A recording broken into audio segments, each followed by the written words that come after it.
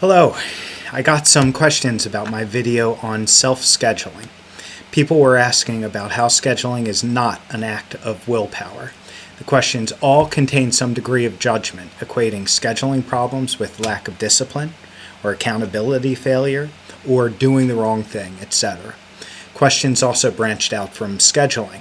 How is it any different, people asked, than weight loss, or going back to school and getting a new degree, or moving up the corporate ladder, or being a more involved parent, or a more loving spouse? Sure, the concepts of willpower and discipline are helpful for some. Retired Lieutenant Commander Jocko Willink wrote an exceptional book called Extreme Ownership. It combines military concepts like move and cover and decentralized command with an attitude of owning all parts of process and outcome. I think the book is brilliant and has helped many people in many facets of life. Often, by the time people have come to my office, this idea of ownership has been broached with them. In fact, they've often been beaten over the proverbial head with it. For a variety of reasons, lack of support, oppositional tendencies, a discomfort with the more rigid elements of discipline, the extreme ownership angle has not worked for them in their lives. So, if this is you, what to do? Here's one version of my approach.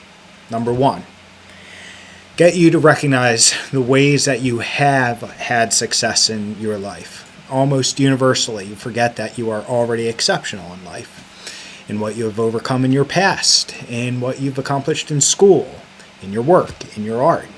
You're an amazing parent, committed and loving spouse, cherished friend or relative. But all you focus on is your failure in some facet of life.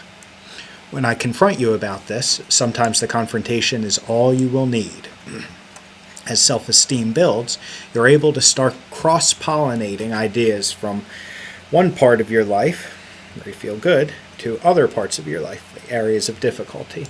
Or, at least it gives you a stable testing ground to start experimenting. Number two, try an experiment. In a New York Times article, Senthil Mullainathan wrote, "Experimentation is an act of humility, an acknowledgement that there is simply no way of knowing without trying something different." Humility requires self-esteem. See step one. Once that's in place, we acknowledge something needs to change for a new result. Experiments, to me, require two elements. First is an ability to tolerate the anxiety that comes with risk. So, you may need small doses of risk anxiety that you progressively learn to master. Second, you have to learn to not trust yourself when it comes to emotional forecasting. Great research has been done on affective forecasting by heavy-hitting authors such as Kahneman, Wilson, and Gilbert. We tend to overestimate how long we will be negatively affected by our actions and decisions. Based upon this, I recommend you experiment for between 5 and 15 minutes before you stop. If you feel tired, okay, but maybe you're not. Try for a few minutes. You can always stop. If you're feeling hopeless about job applications, well, try for a few. Same if you're feeling like you're just out of energy and focus to study, or just can't possibly have a catch after dinner with the kids. Just try.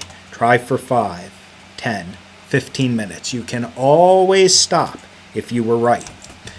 But a lot of the time, you will find that you were wrong about not having the required resources. 3. I'll remind you that ultimately, life keeps the score.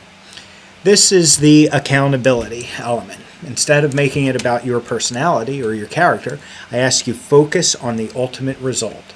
Like Yoda says, do or do not. There is no try. If you are not following through and have truly done the other elements of the work, build self-esteem, manage risk anxiety, do 15-minute micro-experiments, I recommend you picture the results of your current path and other paths.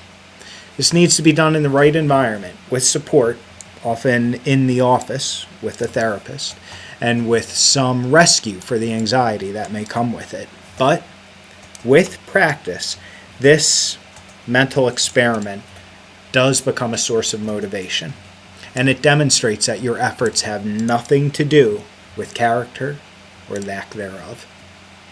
I hope this was helpful. My goal is to educate and hopefully improve someone's life.